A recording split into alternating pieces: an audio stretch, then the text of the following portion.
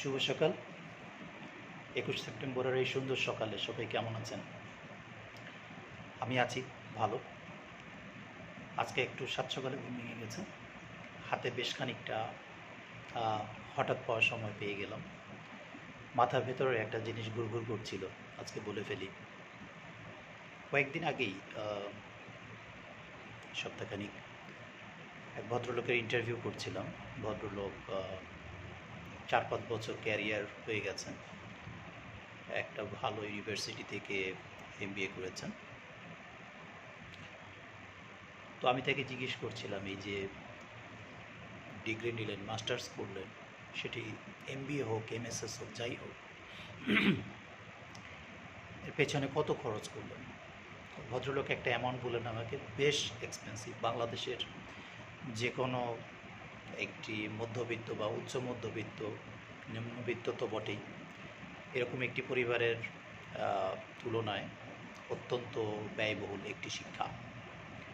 তার আগে অবশ্য উনি গ্র্যাজুয়েশন করেছেন, সেখানেও একটা বড় অ্যামাউন্ট খরচ হয়েছে। সব মিলিয়ে গ্র্যাজুয়েশন এবং পোস্ট গ্র্যাজুয়েশন অত্যন্ত ব্যয়বহুল দুটি ডিগ্রি তিনি নিয়েছেন কোনো একটি বিশ্ববিদ্যালয় থেকে। তো আমি ভদ্রলোককে জিজ্ঞেস করলাম, আপনি এখন যেই পজিশনে 5 বছর পরে এখন যেই পজিশনে ঢুকবার জন্য আবার অ্যাপ্লিকেশন করেছেন, এই চাকরি হলে ঢুকে যাবেন, এটার যে ইনকাম লেভেল, স্যালারি প্যাকেজ, সব কিছু মিলিয়ে আপনি এই 5-6 বছরে আপনার যেই গ্র্যাজুয়েশন এবং পোস্ট গ্র্যাজুয়েশনের পেছনে যেই খরচটি করেছেন সেটি কি তুলতে পেরেছেন? বা আপনার বাবা মা যারা এই ফাইন্যান্সটি করলেন আপনার পেছনে, আপনার কি মনে হয় সেই ফাইন্যান্সটি তাদেরকে ফেরত দিতে পেরেছে? এখানে একটি কথা থাকতে পারে যে শিক্ষার পেছনের খরচ কি আসলে ফেরতযোগ্য কিনা, সেটি নিয়ে আমরা আলাদা করে কথা বলতে পারি। কথা বাড়াচ্ছি না। তো ভদ্রলোক বললেন, না, সম্ভব এখনও হয়নি এবং আসলে যে কবে সম্ভব হবে এটা তিনিও জানেন। ওয়েল, অনেকে আবার বলতে পারেন ইন্টারভিউতে এত ইনফর্মাল বিষয়ের আলাপ কেন, এত ব্যক্তিগত বিষয়ের আলাপ কেন? না, এটা ছিল ইন্টারভিউ শেষে এবং খুব ইনফর্মাল সেশন। আমরা একজন ইন্টারভিউয়ের সঙ্গে কোন বিষয়ে কথা বলবো, কোন বিষয়ে বলবো না, নিশ্চয়ই তার একটি নর্মস মেনে চলি। কিছু ইনফর্মাল বিষয় সবসময় থাকে এবং আমরা ইন্টারভিউকে চেষ্টা করি সেরকম ইনফর্মাল একটি পরিবেশে পেতে কখনো কখনো।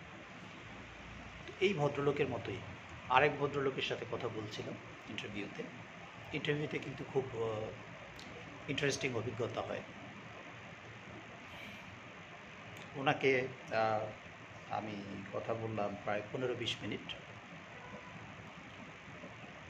বরাবরের মতোই খুব ভালো অভিজ্ঞতা যেমন হয়, ভালো প্রাপ্তি যেমন হয়, ভদ্রলোক খুব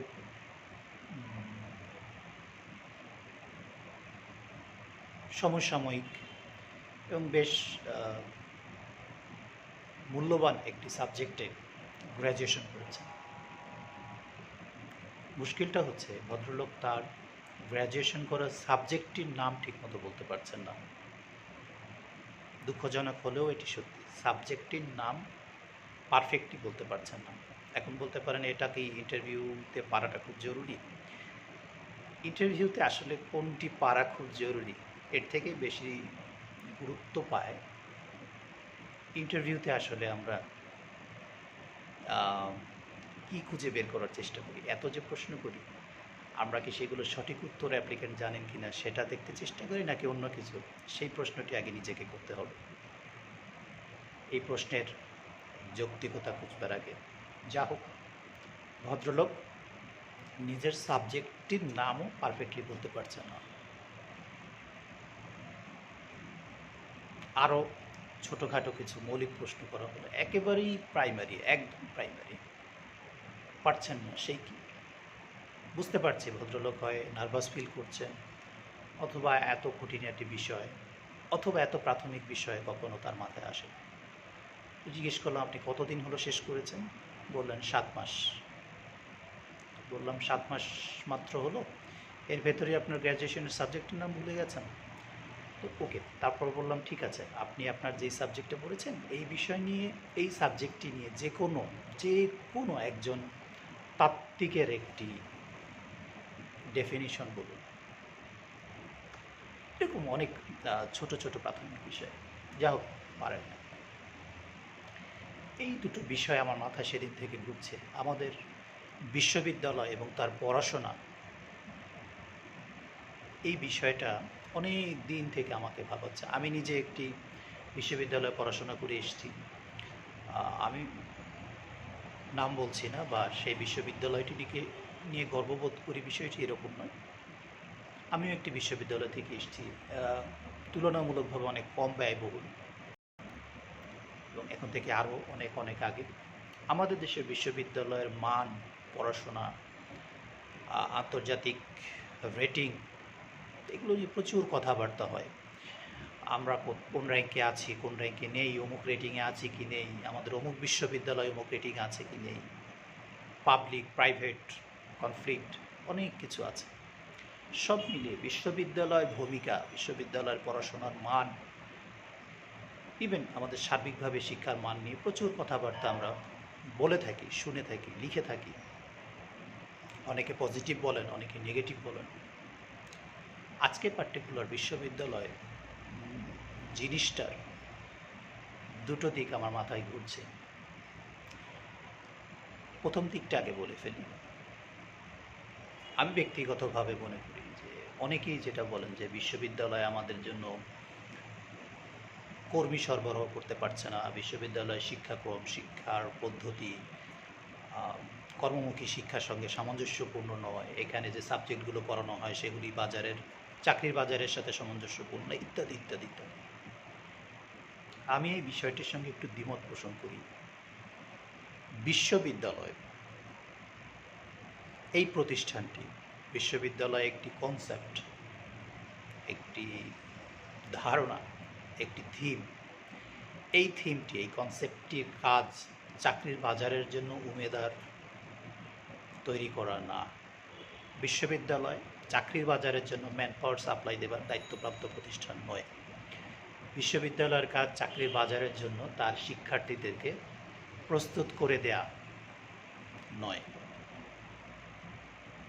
অর্থাৎ এই যে আমরা বলি যে আমার বিশ্ববিদ্যালয়ের পড়াশোনা আমার চাকরির বাজারের জন্য একদমই তৈরি করে দিতে পারেন, এই যে ভদ্রলোকের কথা বললাম, যে কেউ শুনলেই বলবেন তাহলে তার বিশ্ববিদ্যালয় থেকে কী করেছে, বিশ্ববিদ্যালয়গুলোর কোনো পড়াশোনা নাই, বিশ্ববিদ্যালয়গুলো ছাত্রদেরকে যাচ্ছে তাই পয়সাগুলো নিয়ে যাচ্ছে, তাদেরকে চাকরির জন্য রেডি করে দিচ্ছে না, তারা যেভাবে বের হয়ে আসছে এটা চাকরির বাজারের সাথে যাচ্ছে না, তারা চাকরি পাচ্ছে না, এমপ্লয়ি পাচ্ছেন না।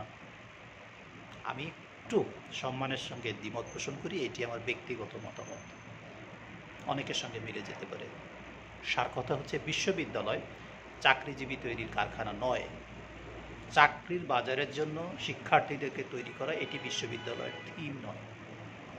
হ্যাঁ, বিশ্ববিদ্যালয়ের কার্যক্রমের ভেতর দিয়ে চাকরিজীবী তৈরি হতে পারেন, চাকরির বাজারের জন্য তাদের প্রস্তুতির বিষয়গুলো বিশ্ববিদ্যালয়ের কার্যক্রমের ভেতরে থাকতে পারে। অনেক বিশ্ববিদ্যালয় তাদের শিক্ষার্থীদেরকে ক্যারিয়ারের জন্য প্রস্তুত করে দেবার অনেক কার্যক্রম হাতে নেন, সব ঠিক আছে। অনেকে আবার একদমই নেন না। কিন্তু বিশ্ববিদ্যালয়, এই ধারণাটি, এই থিমটি, এর মূল কাজ, প্রধান লক্ষ্য, উদ্দেশ্য মোটেই চাকরিজীবী তৈরি করা নয়। চাকরির বাজারের জন্য এর শিক্ষার্থীদেরকে তৈরি করার দায় বিশ্ববিদ্যালয়ের নয়। বিশ্ববিদ্যালয়ের কনসেপ্ট সম্পূর্ণ ভিন্ন। সত্যিকারের বিশ্ববিদ্যালয় যেটিকে আমরা বলি, সারা বিশ্বে যেসব বিশ্ববিদ্যালয় রয়েছে, যেখান থেকে আমাদের দেশে এসছে বিশ্ববিদ্যালয়ের ধারণা, ইউনিভার্সিটির কাজ এটি নয়, এটি এর মূল কাজ নয়, এটি এর লক্ষ্য। এর কাজ সম্পূর্ণ ভিন্ন, এর উদ্দেশ্য, থিম সম্পূর্ণ ভিন্ন। এর উদ্দেশ্য লক্ষ্য নিয়ে আমরা অন্য কখনো হয়তো কথা বলি। এতটুকুন বলে বিশ্ববিদ্যালয়ের কাজ জ্ঞান তৈরি করা, জ্ঞান বিতরণ করা, গবেষণা করা, গবেষণা করানো, গবেষক তৈরি করা। যা হোক, দ্বিতীয় দিকটি আবার বলি বিশ্ববিদ্যালয়, সেটি হচ্ছে এই যে বললাম বিশ্ববিদ্যালয়ের কাজ চাকরির বাজারের জন্য আমাদেরকে তৈরি করে দেওয়া নয়। আবার হ্যাঁ, চাকরির বাজারের উপযোগী সাবজেক্ট খোলা, চাকরির বাজারের সাথে মিল রেখে সাবজেক্ট বাছাই করা, বাজার কাটতি সাবজেক্টগুলোর উপরে পড়াশোনা করানো, এটি বিশ্ববিদ্যালয়ের লক্ষ্য হওয়া উচিত নয়। আমি ব্যক্তিগতভাবে নয়। আবার তাহলে কি চাকরির বাজারে নেই, চাকরির সাথে সামঞ্জস্যযোগ্য নাই, এগুলো খোলাই কি তাহলে বিশ্ববিদ্যালয়ের কাজ না? এখানে একটি ছন্দের বিষয় আছে, এখানে একটি সিঙ্ক্রোনাইজেশনের বিষয় আছে। যা হোক, এই যে বিশ্ববিদ্যালয় থেকে আমি একবার বলছি যে আমাদেরকে চাকরির জন্য প্রস্তুত করে দেওয়াটা বিশ্ববিদ্যালয়ের কাজ নয়। আবার এই যে বিশ্ববিদ্যালয় থেকে আমরা বের হচ্ছি, কোনো কোনো বিশ্ববিদ্যালয়ে প্রচুর খরচ করতে হচ্ছে, অত্যন্ত ব্যয়বহুল। স্বাভাবিকভাবেই ব্যয়ের নিশ্চয়ই কারণ আছে। যৌক্তিকতা নিয়ে কথা বলাই যাবে, এই ব্যয়ের পরিমাণটি কতটুকুন যৌক্তিক, খরচের পরিমাণটি কতটুকুন নৈতিক, কথা বলার সুযোগ আছে। আজকে আপাতত বলছি, এই যে অত্যন্ত ব্যয়বহুল পড়াশোনা আমরা বিশ্ববিদ্যালয়গুলোতে করছি, বিশ্ববিদ্যালয় থেকে আমরা কি নিয়ে বের হচ্ছি, কি পাচ্ছি, এটি নিয়ে প্রশ্ন তোলার অবকাশ আছে। এমনকি আমি শুধু বিশ্ববিদ্যালয় বলছি, যদিও আজকে শিক্ষা প্রতিষ্ঠান থেকে আমরা কি নিয়ে বের হচ্ছি। একজন ইন্টারভিউর সাথে কথা বলছিলাম, না উনি ইন্টারভিউই নন, আমার কাছে ব্যক্তিগতভাবে কাউন্সেলিংয়ের জন্য কথা বলছিলেন। আপনারা জানেন কি না, দিনের দুটো নির্দিষ্ট সময় পার্সোনাল কাউন্সেলিং বা পার্সোনাল ক্যারিয়ার কাউন্সেলিংয়ের জন্য আমি সময় দিই যে কাউকে, ফ্রি অফ কস্ট। তো ভদ্রলোক সময় মতো ফোন করেছেন। উনি বলছেন সেই পুরনো কমন প্রশ্ন, ভাইয়া স্যার আমি তো একদম ফ্রেশার, পড়াশোনা মাত্র শেষ করেছি, যেখানে অ্যাপ্লিকেশন করছি অভিজ্ঞতা চাইছে, আমাদের তো অভিজ্ঞতা নাই, কিভাবে ডাক পাবার ব্যবস্থা করব, কিভাবে ঢুকবো। খুব কমন প্রশ্ন, পুরনো প্রশ্ন। উত্তরটাও আমি তাকে খুব কমনলি দিলাম, দেখো ভাইয়া,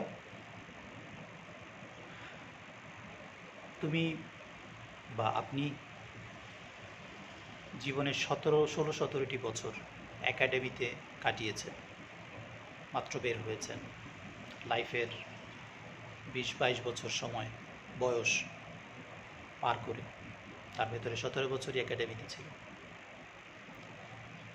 এই যে 17 বছরের একাডেমিক লাইফের ভেতরে আপনি অসংখ্য প্রক্রিয়ার ভেতর দিয়ে গেছেন, অসংখ্য প্রতিষ্ঠানের ভেতরে সাথে সংশ্লিষ্ট হয়েছেন, অসংখ্য মানুষের সংস্পর্শে এসেছিলেন। এই যে একটা সার্বিক প্রক্রিয়া, সার্বিক কর্মযজ্ঞ ছিল 17টি বছর একটানা।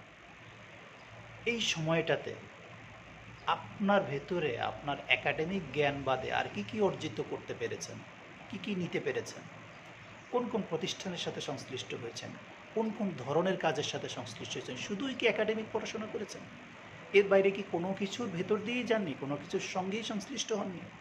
আর যদি না হন, কেন হননি? 16-17 বছরের একাডেমিক লাইফ লম্বা একটা সময়, লাইফের সব থেকে প্রাইম টাইমটা 21-22 বছরে গিয়ে শেষ হয়।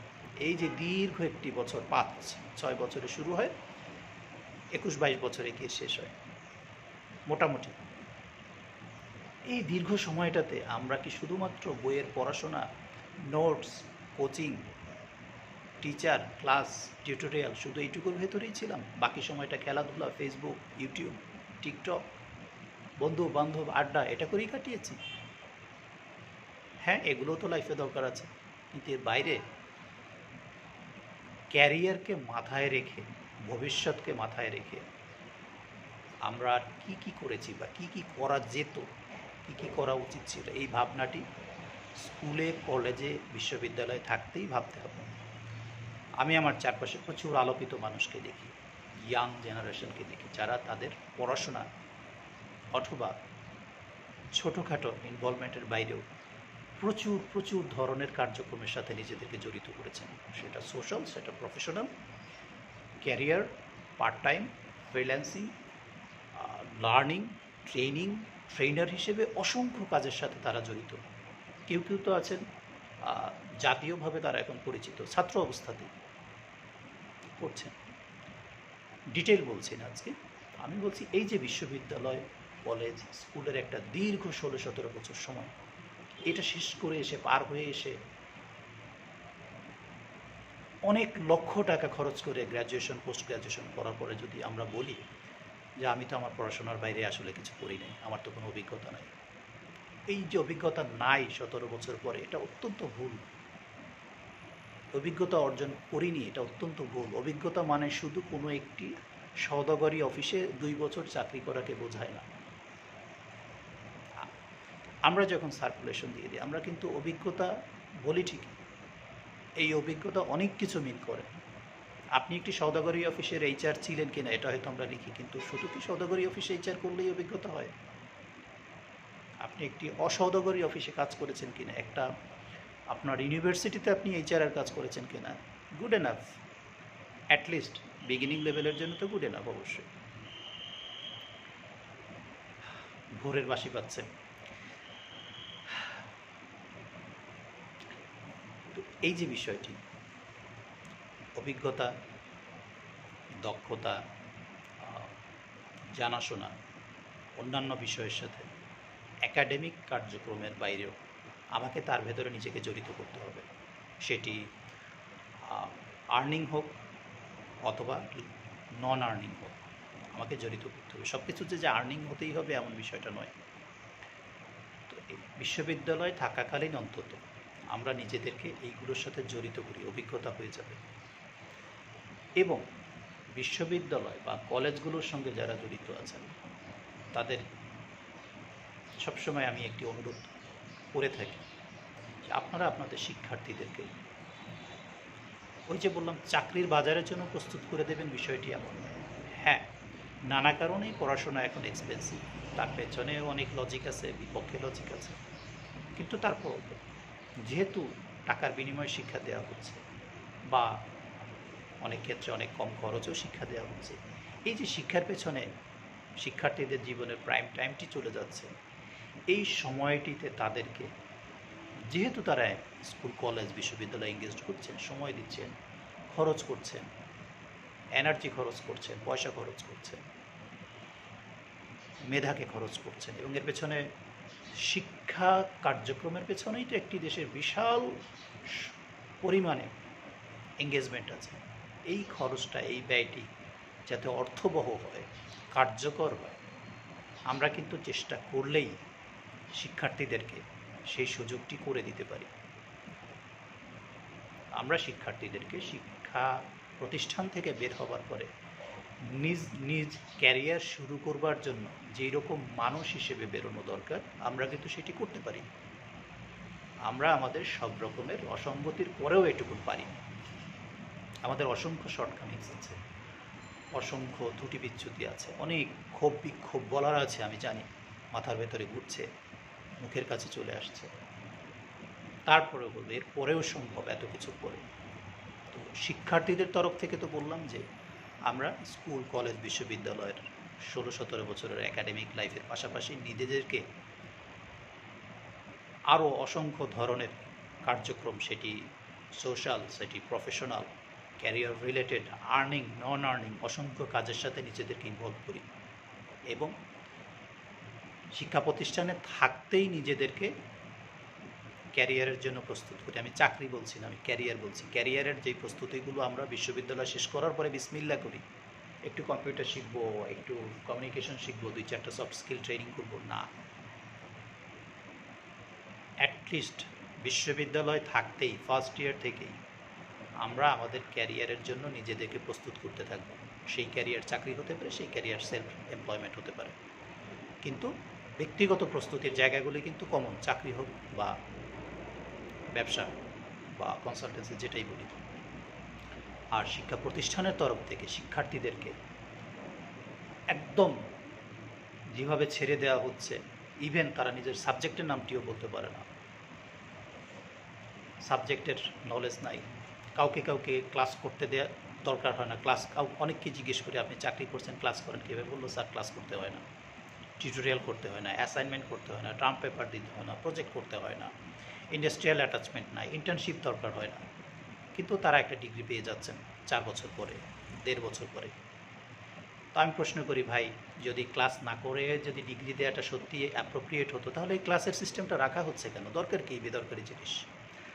আর যদি ক্লাস দরকার হয় গ্র্যাজুয়েশন করতে, পোস্ট গ্র্যাজুয়েশনের জন্য যদি ক্লাস জিনিসটা সত্যিই দরকার হয়, তাহলে আপনাদেরকে ক্লাস না করে ডিগ্রি দিচ্ছে কীভাবে? এই প্রশ্নটি আজকে সব শিক্ষা প্রতিষ্ঠানের কাছে এবং শিক্ষার্থীদের কাছে রয়ে গেল। এই প্রশ্নটি আত্মজিজ্ঞাসা, নিজেকে জিজ্ঞাসা করি যে class, tutorial, term paper, project, internship, industrial attachment, team work, group work, এগুলো যদি সত্যিই দরকার থাকে তাহলে এগুলো ছাড়া ডিগ্রি কেন দিচ্ছি? আর আমরা এই ডিগ্রি তাহলে নিচ্ছি বা কেন? আমরা কি বুঝতে পারছি না যে আমাদের ক্ষতি হচ্ছে?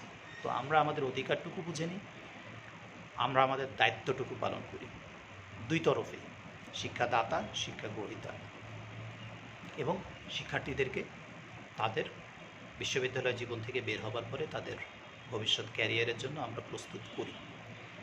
সেই প্রস্তুতি আমি বলছি না যে আপনারা কি কি করবেন। একবার কিন্তু বলেছি যে চাকরি বাজারের জন্য তৈরি করে দেওয়াটা বিশ্ববিদ্যালয়ের কাজ নয়। আমি চাকরির বাজারের কথাও বলছি না, বা তাদেরকে কম্পিউটার শেখাতে বলছি না, তাদেরকে সফট স্কিল ট্রেনিং দিতে বলছি পার্টিকুলারলি, সেটি বলছি না। আমি বলছি শিক্ষা প্রতিষ্ঠানকে দায়িত্ব নেওয়া উচিত বাংলাদেশের সার্বিক পার্সপেক্টিভে, বিশ্বের পার্সপেক্টিভে। বিশ্ববিদ্যালয়ের থিম তো বলেইছি, এখনও বলছি বিশ্ববিদ্যালয়ের কাজ চাকরির বাজারের জন্য শিক্ষার্থীকে তৈরি করা নয়। এটি তার মূল কাজ নয়, এটি তার মূল লক্ষ্য নয়, তার থিমটি ভিন্ন। সাইড ওয়ার্ক হিসেবে সে যদি এগুলো করে, ওয়েল অ্যান্ড গুড। আমি সেই ওয়েল অ্যান্ড গুডের ভেতর থেকেই বাংলাদেশের পার্সপেক্টিভে বিশ্ববিদ্যালয় বা কলেজ যারা গ্র্যাজুয়েশন পোস্ট গ্র্যাজুয়েশন করেন তাদেরকে তাদের শিক্ষার্থীদের ক্যারিয়ারের বিষয়ে আরেকটু দায়িত্ব নিতে, এবং এই যে এক্সপেন্সিভ পড়াশোনা দীর্ঘ সময় ধরে জীবনের একটা প্রাইম টাইম যাচ্ছে, সেই সময়টাতে যাতে তারা একজন প্রস্তুত মানুষ হিসেবে এবং অবশ্যই ভালো মানুষ হিসেবে বেরিয়ে আসেন, সেই ব্যাপারে শিক্ষা প্রতিষ্ঠানের আরও যত্নবান হওয়া দরকার, আরও দায়িত্ব নেওয়া দরকার। শিক্ষার্থীরাও, যারা এখনও শিক্ষার্থী আছেন, শিগগিরই শেষ করবেন বা শেষ করে ফেলেছেন, নিজ নিজ শিক্ষা প্রতিষ্ঠান থেকে এইটুকুন বুঝে নিন, এবং শিক্ষা প্রতিষ্ঠানে থাকাকালীনই নিজেকে ক্যারিয়ারের জন্য প্রস্তুত করুন। তাহলে শিক্ষা প্রতিষ্ঠান শেষ করে এসে, মাস্টার শেষ করে এসে আর অকুল পাথারে পড়তে হবে না। তখন নতুন করে নিজেকে প্রস্তুতির পেছনে লাগাতে হবে না, কারণ তখন আপনার প্রস্তুতির সময় না, তখন আপনার চাকরির বাজারে ঢুকে, সেলফ এমপ্লয়মেন্টে ঢুকে নিজেকে ফ্লারিশ করার সময়, তখন আর প্রস্তুতির সময় না। হ্যাঁ, তখন অ্যাডভান্সড প্রস্তুতির দরকার আছে, কিন্তু প্রাথমিক প্রস্তুতিগুলো আপনাকে শিক্ষা প্রতিষ্ঠানে থাকতে থাকতেই শেষ করে ফেলতে হবে। যাও, অনেক কথা বলে ফেলেছি, বেলা হয়ে গেছে, এবার অফিস যাওয়ার জন্য তৈরি হতে হবে। সবাই ভালো থাকুন। কথার ভেতরে যদি কোনো ভুল থাকে নিজ গুণে ক্ষমা করে দেবেন, এবং কোনো সাজেশন থাকলে, মতামত থাকলে অবশ্যই জানাবেন। আর যদি মতামত লাগে তাহলেও অবশ্যই মেসেঞ্জারে বা ফেসবুকে বা লিঙ্কডইনে অ্যাপ্রোচ করবেন। আমি আমার সাধ্যমতো, আমার যতটুকু জ্ঞান বুদ্ধি আছে, আমি আমার বিশ্লেষণ আপনাকে দিতে চেষ্টা করব। ভালো থাকুন, ধন্যবাদ।